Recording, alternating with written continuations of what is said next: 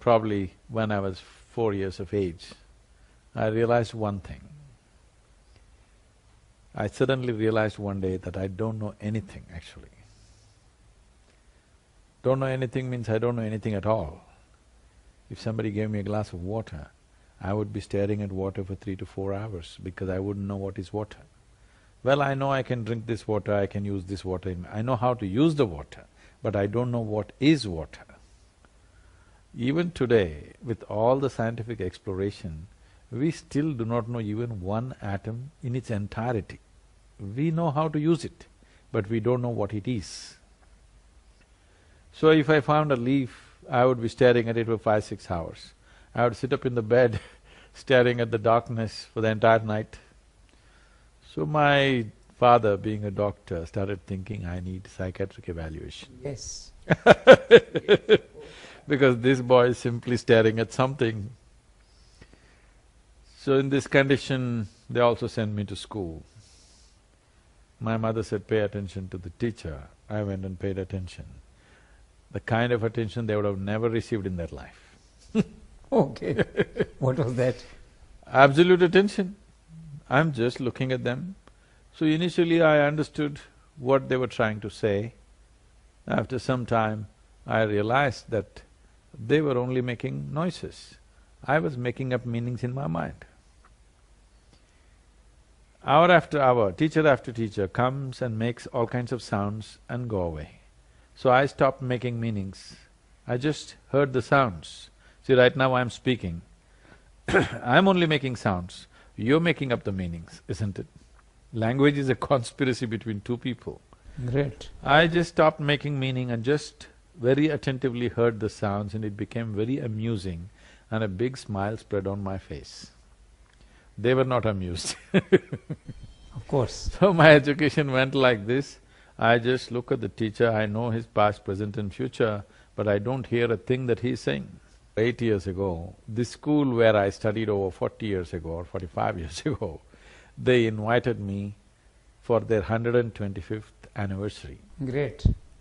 I said, please see, why me? Because I was not just a not good student, I was not even a student. I didn't even know what happened there. They said, no, our school has produced union ministers, our school has produced cricketing stars, film stars, you're the only mystic, you must come. I endorse with them. So I went.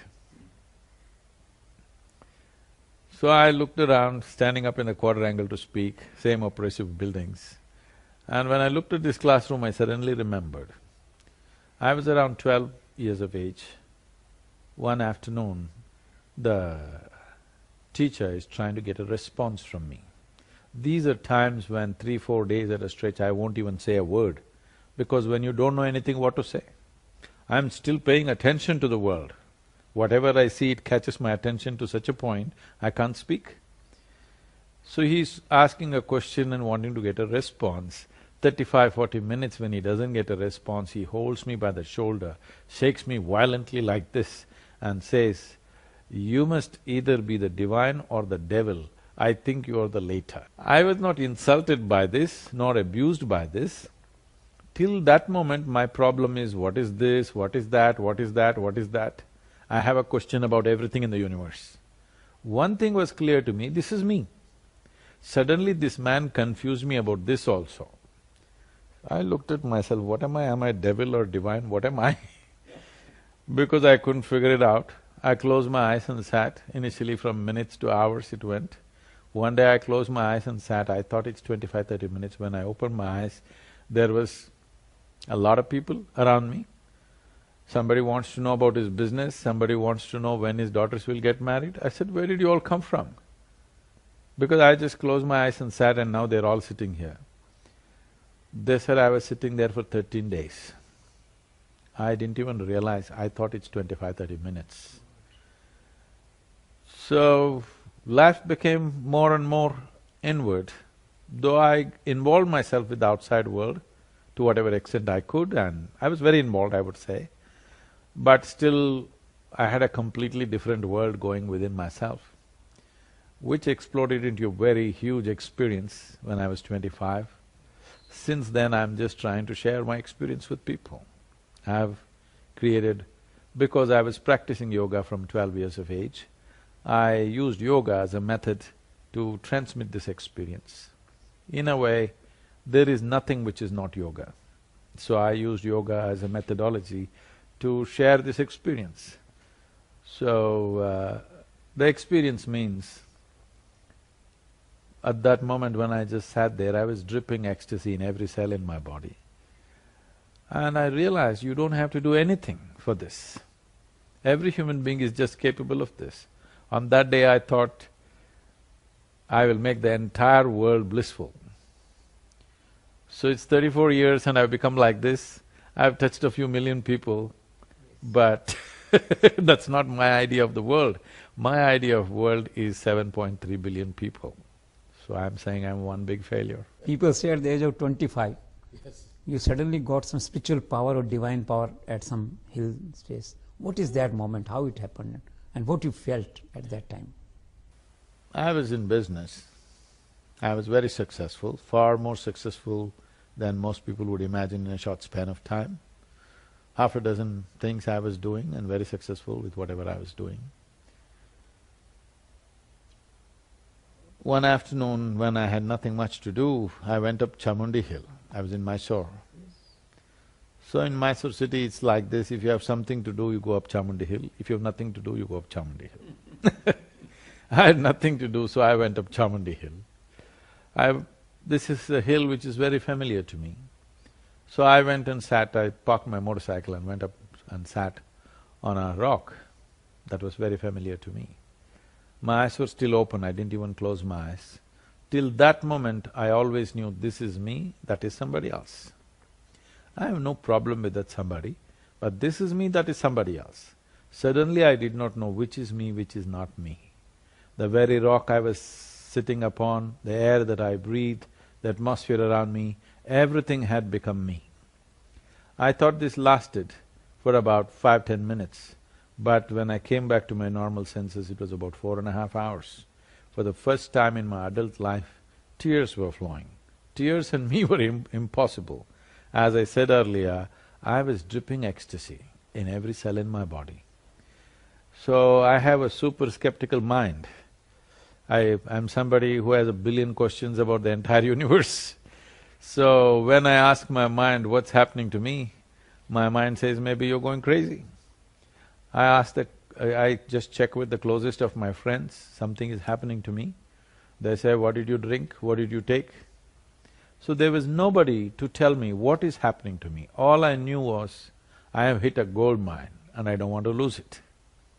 All that happened was, to put it today technically, the word yoga means union. Union means, in some way you have psychologically drawn a boundary as to what is your individuality.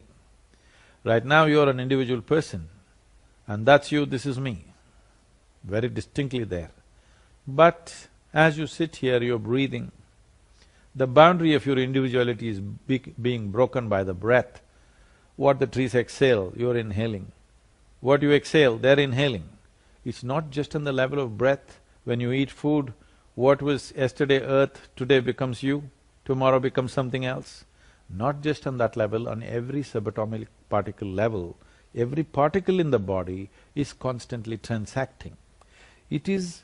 individuality is an idea that we have created in our minds. Yoga means you erased that boundary and you experienced everything as yourself. This is what the union means, from individual to a cosmic level.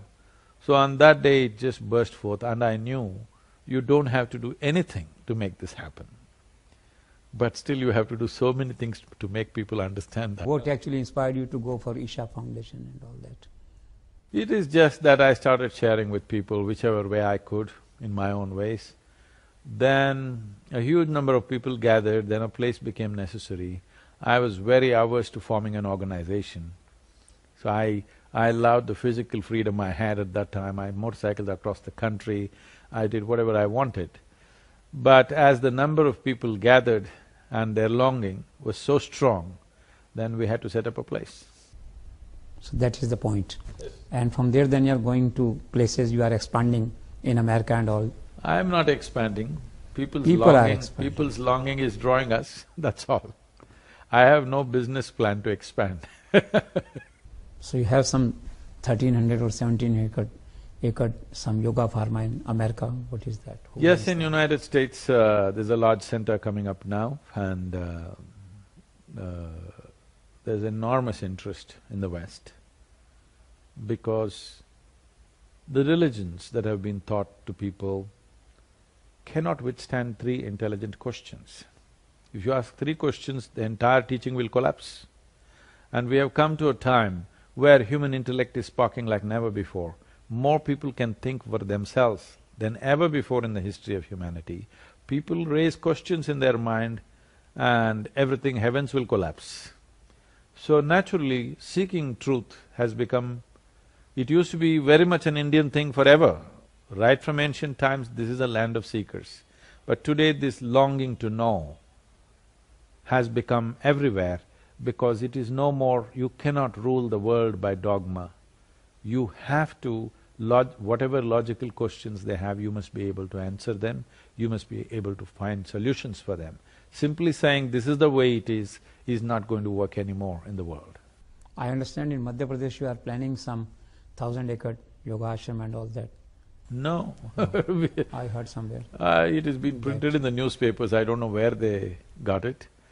We have not asked for any land, we have no such plans. It's not that we are averse to doing it, it is just that there is no such request, nor is there… a government has said they can give it or nor have we asked for it. I don't know where they imagined this. The Chief Minister happens to be your admirer, and that way he's gone to Coimbatore also with his wife and all for a 3-day break at your ashram. That's for his health reasons he's come, so… That way. Both for his health and for his spiritual requirement he's come, that's got nothing to do with his politics. Politics, no, of course, not politics. And in Rajasthan also recently visited, there's a lot of craze in the bureaucracy among the politicians, especially the lady Chief Minister. How this all happens? No, the thing is this, in the last 20 years, I have particularly focused on leadership because if a nation or the world has to benefit from anything, it's important the leadership is of a different nature. What leadership means is, you have the privilege of touching so many people's lives. When you have such a privilege, I believe that your hands must be super clean. You must be of a certain kind. If your work is important, it is very important that you work upon yourself. So I have been striving across the world to touch the leadership. In India, for example, about 14 years ago, someone very important in the country came and they went through the inner engineering program and they asked this question, Sadhguru, this is fantastic, what about the country? I said, see, I have a list of 2,000 people in this country. You give them to me in the next 3 to 4 years. You will see the nation will change quietly without any noise happening about it. What is that formula? I'll come. So this is now 14 years, but we have touched about 42% of this. When I said leadership, I was not talking about prime ministers and chief ministers, because their term of leadership is very short, brief, 5 years, 10 years max, they're going. But there's another set of leadership which is solidly there for 25 to 30 years. The bureaucracy, the business leadership, the social leaders, if they change the way they look at life, if they change their own experience of who they are and what people are to them, things will change. So we have touched nearly 42 to 43% of these 2,000 people we listed. And as a part of this, we have been touching political leadership also. So we've done these programs for Andhra Pradesh, to some extent for Madhya Pradesh, now to Rajasthan. We want to see the political leadership, the administrative leadership and economic leadership to go through a certain change within themselves. Because in their hearts and minds, if they become little more inclusive, everything could be done better. People are doing whatever they know best, this is how I see life. Somebody may think he is good, he is bad, but they're doing… that's all they know, so that's what they're doing. Unless you raise their experience to a higher level, Unless you raise their intelligence and perception of life to a higher level, they will not do anything higher. So in this effort, we are touching the state governments and as many leaders as possible. You are talking of leadership, certain qualities. You met Vasundhara ji in Jaipur. How you rate her or evaluate her as a leader, not as a politician? See, she is a passionate leader. She is passionate about everything she wants to do.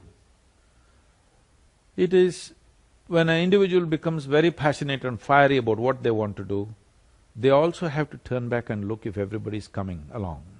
It's very important. So, that is one aspect. If she takes care of it, she can do a lot of things for that state. I think she's doing wonderfully in terms of education and many things. But this is not a state with too many resources or educational capabilities or business, because it's a certain kind of terrain. So I think they're doing the right thing in focusing on tourism. But the kind of tourism that is coming to India is very low spending tourism, so it doesn't really benefit the people. All backpacking kind of tourism, they come, see the desert and they go back. So they have to raise the tourism to a different level where the best of the people in the world will come, so that the infrastructure and other things need to happen. I think they're working towards that. It is largely believed that you are the yoga guru of the Prime Minister Narendra Modi. I have not taught him any yoga. He's been practicing yoga from some other source. I don't know where he learnt it, but I have never taught him yoga. He's doing a lot to expand yoga, to popularize yoga in the country. How you… See, as a Prime Minister of this nation, being concerned about the well-being of the nation is his business. Unfortunately, in India, we have not seen a Prime Minister in that context. We are thinking they are supposed to do only economic policy, this, that. No, it is the leader's business to think of people's well-being. So he is talking about keeping your street clean, keeping your toilet clean, keeping your hands clean. For the first time, there is a movement. There he has put some film stars to activate people to wash their hands with soap. I'm saying this is all the concerns of a leader, because if the nation has to go ahead, how people live has to move ahead. So in the same context, about keeping your inner dimensions well, yoga is an important part. When so many tragic things are happening, like our children are committing suicide, so many things are happening, I think it is the business of the Prime Minister to see how well-being can be brought. Especially when we have a knowledge in the country, we have a certain dimension of knowledge in the nation where we know how to keep our interiority, not just for this nation, for the entire world we can offer this. And it's appropriate that he put it up to United Nations. And look at the way the UN responded. Never before in the history of United Nations, 174 countries have voted for anything. Till now, for anything they have not come together. For yoga they came together. This must be a clear message to everybody. The world was waiting for India to take a step. It took so many years for us to come to that. I am glad that this Prime Minister took that step.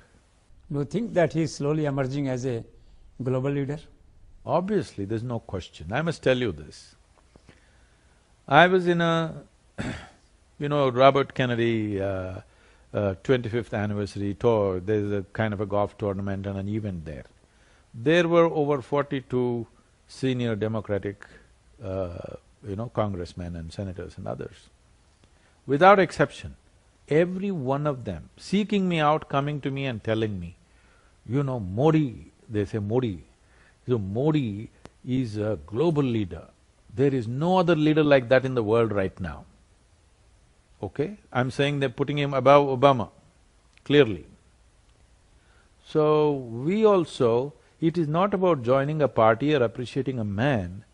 My concern is over 400 million people in this country have still not eaten properly. If you see a strong leader, all of us should pitch on to him and see that the nation moves forward. This is our business. The problem in the country right now is, we seem to be in an election mode all the 5 years. Once the election is over, once we've elected somebody, whoever that is, once we've elected somebody, it's our business to support them for 5 years to do their work. We should not be thinking anything in between, if we are concerned about the people and the kind of suffering Indian people are going through. How you define this Modi phenomena abroad? He has earned it. Just the way he has expressed himself, the breadth of his thought, he has earned that from the people. Even in the Muslim countries, he is visiting, getting a lot of response.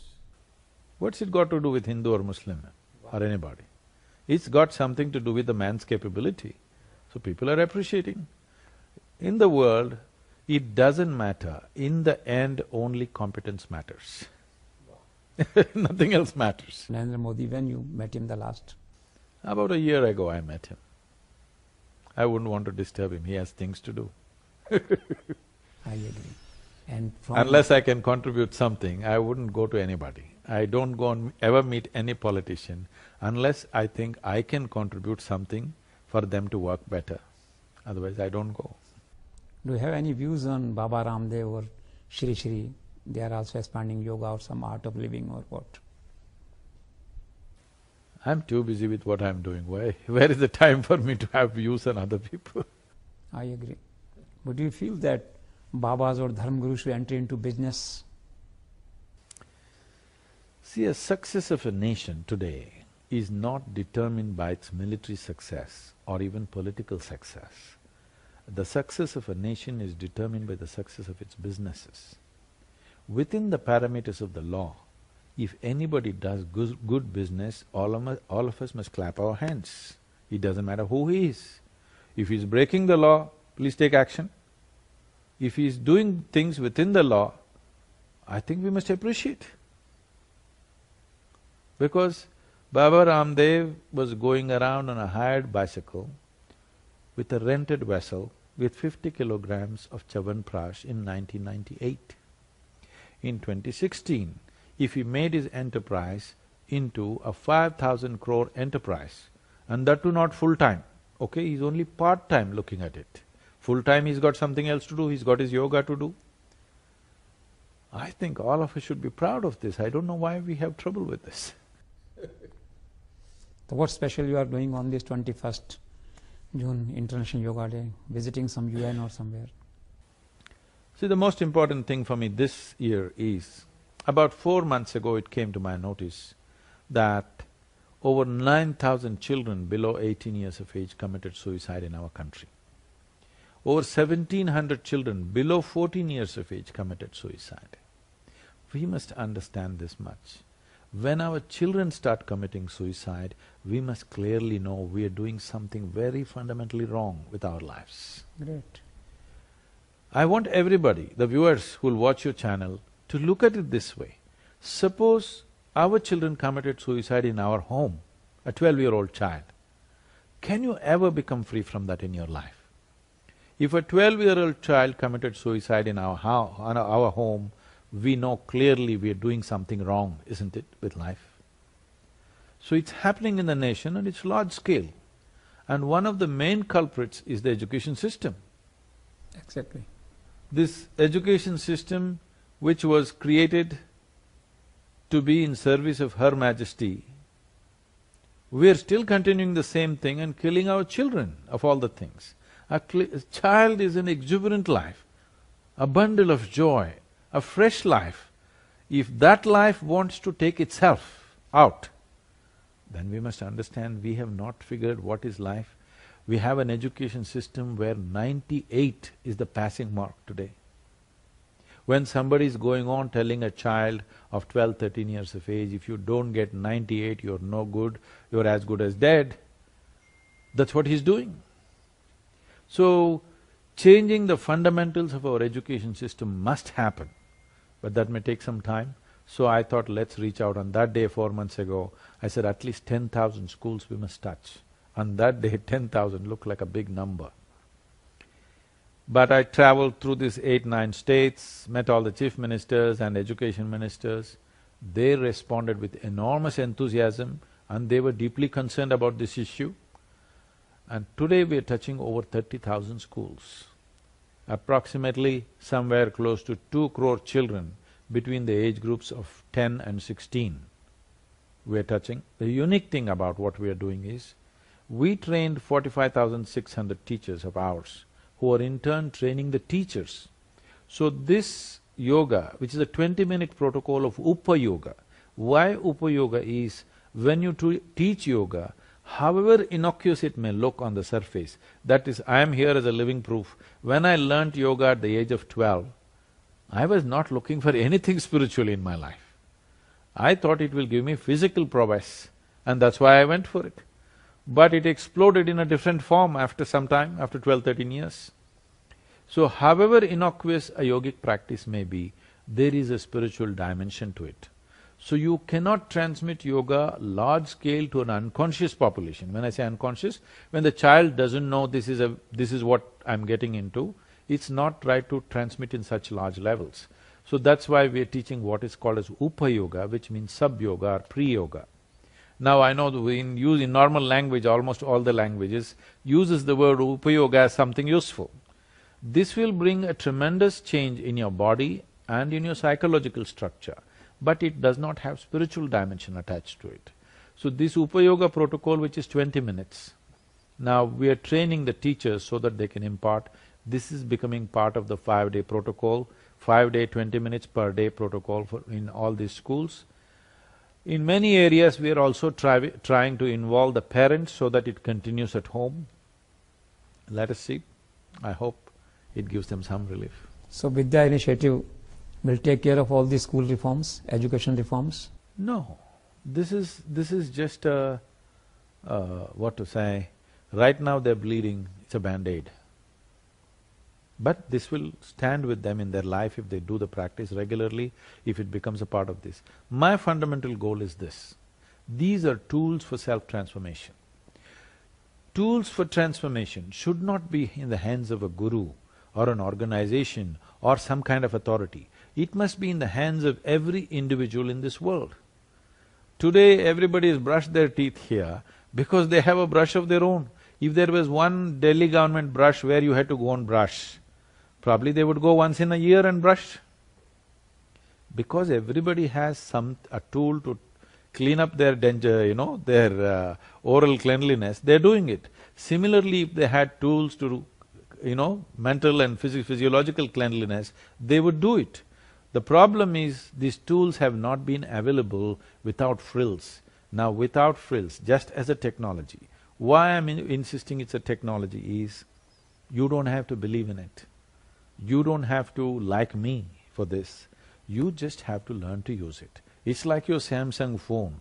You don't have to like the Samsung family in Korea. You don't have to believe in them. You just learn to use it, it works for you. This is how we are presenting yoga. This is why it's called inner engineering. You just learn to use it, it works for you. Doesn't matter what is your caste, what is your creed, what is your gender, it doesn't matter. You just learn to use it. So what is Isha Foundation doing for rural India? 70% of our activity is in rural India, but largely in southern India. We have not come to northern India in the rural capacity because of language. I still can't talk to you in Hindi.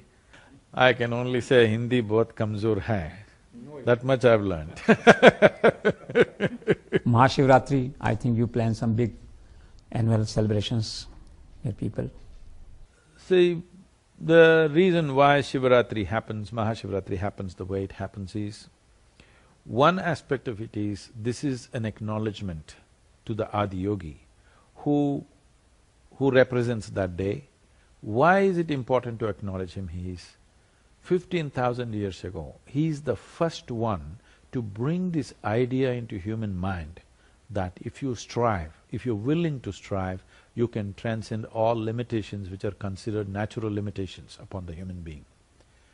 For the first time, he brought you this idea, if you're willing, you can evolve beyond your present state of existence. This is very, very important. Otherwise, people will become fatalistic. So to bring that idea back to people in a live way, that is why that aspect. Another thing is, in terms of planetary position, because planet is revolving at a certain angle, not straight like this, because of this, on that particular day, the way the gravity or the upward pull of the moon and the sun works on that day is that there is a natural upsurge of energy in the human body. when that upsurge happens, it's very important you keep your spine erect. This is why they told you not to lie down on that night. So how to keep people up the entire night? So we have fantastic music, dance, meditation, everything going from evening 6 to morning 6, 12 hours, non-stop celebration, so that everybody sits up, alive, alert, allowing this upsurge to happen. Nature is asking you to be spiritual on that day, just make use of it. I think you are a wonderful combine of spiritualism and materialism when you travel into all helicopters and planes and hotels and bikes and all that, people say. So how you manage? Bullock cart, I'll become a spiritual person. I also ride bullock carts, I love bullock carts. Really? Yes, I'm slowly abolishing all vehicles inside the ashram and bringing back bullock carts for people to move around, because we want animals, we want quietness and no engines roaring. So I love bullock carts also. But do you want me to come from Coimbatore to Delhi in a bullock cart? Then you will say I'm a fool. If I fly, then you say, oh, he's flying. What to do? Somebody comes and asks me, because I always, wherever possible, most of the time anywhere in the world, I drive myself. Because I believe I'm a better driver than most people. Oh. Yes, I am. Everywhere I drive myself because I like to keep my life in my hands and I drive better than most people. So somebody says, you drive your own car, what kind of a spiritual person are you? This is because people have come to a conclusion that spirituality is some kind of a disability. Wow. Wow. Spirituality is not a disability, it's the biggest empowerment that a human being can have. And why are you going in the car? In the ancient times, yogis used to walk. Then I said, you idiot, in ancient times everybody was walking, not just the yogi. People are curious to know, actually in the country, you are a sant, sannyasi or grahast? I'm grahast.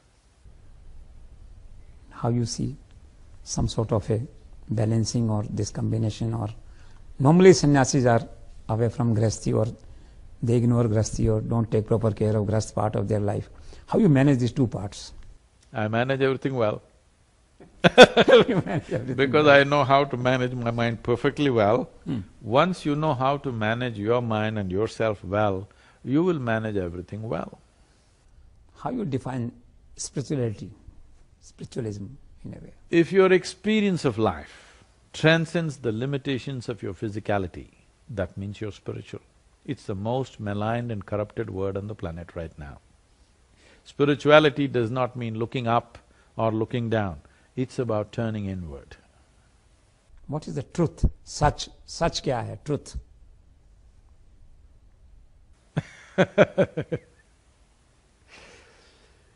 If truth is spoken, then it is no more truth.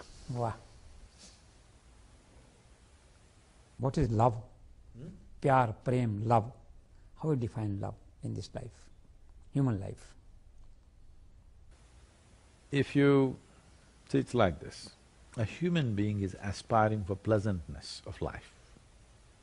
If your body becomes pleasant, we call this health.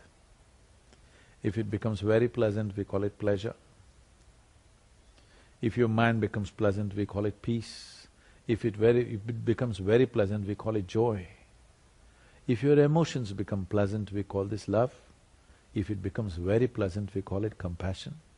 If your very life energies become pleasant, we call this blissfulness. If it becomes very pleasant, then we call it ecstasy. If your surroundings become pleasant, we call it success.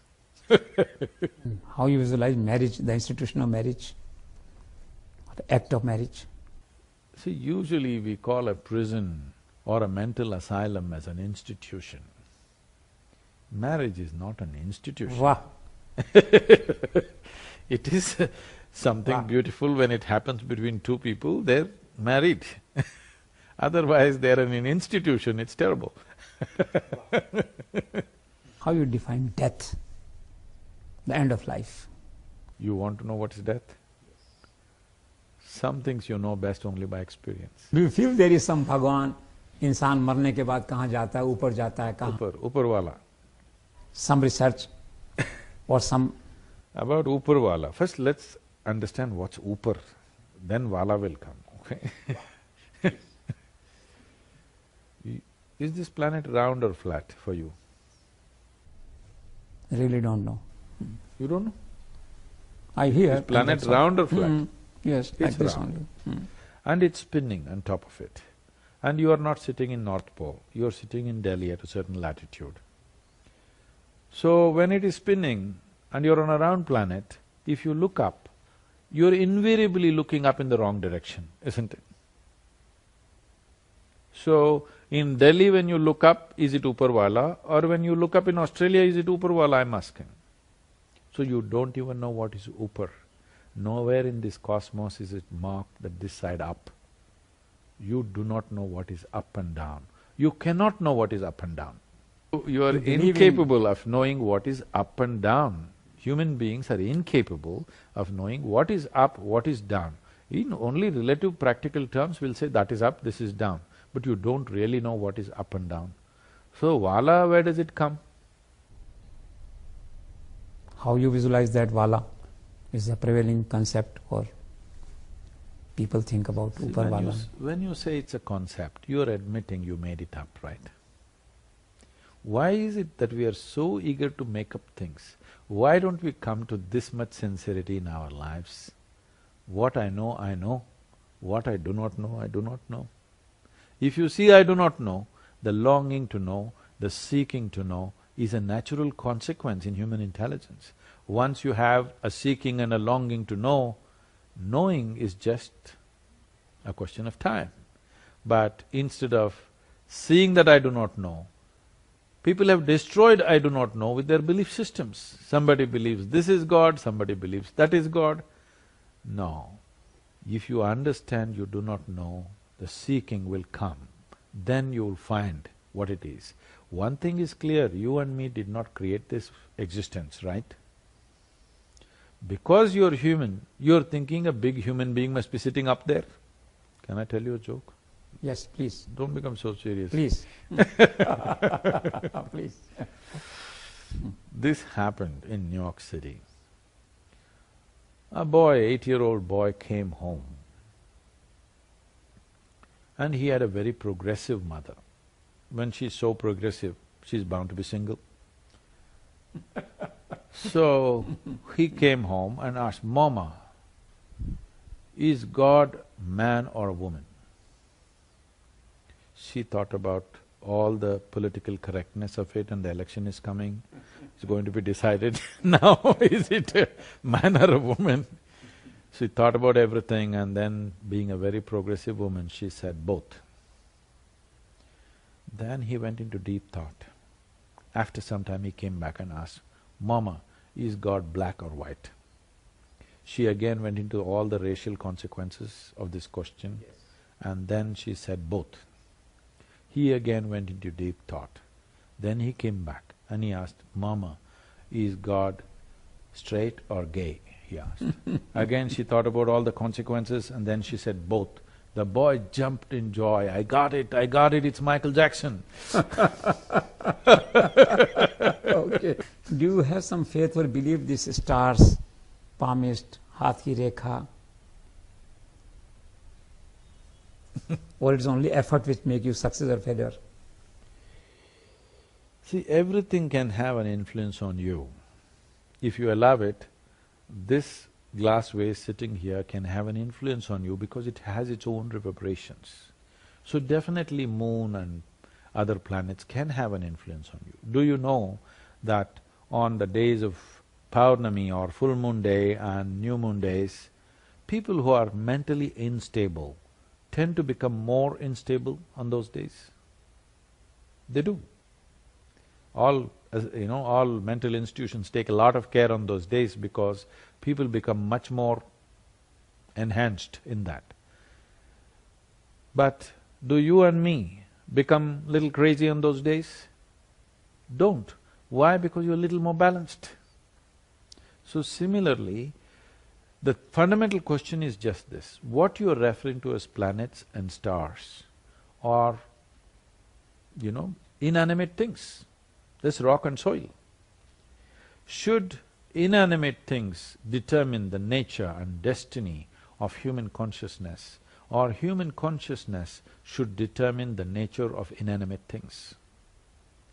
We should determine the destiny of what happens to physical things, not physical things determining what happens to us. It all depends where you are. If all you know is just your body, you're just one more piece of soil. After all, this is soil that we picked up. If you are just that, then some other rock will influence you, some other form will influence you. If you have become conscious of the nature of who you are, you determine where you go.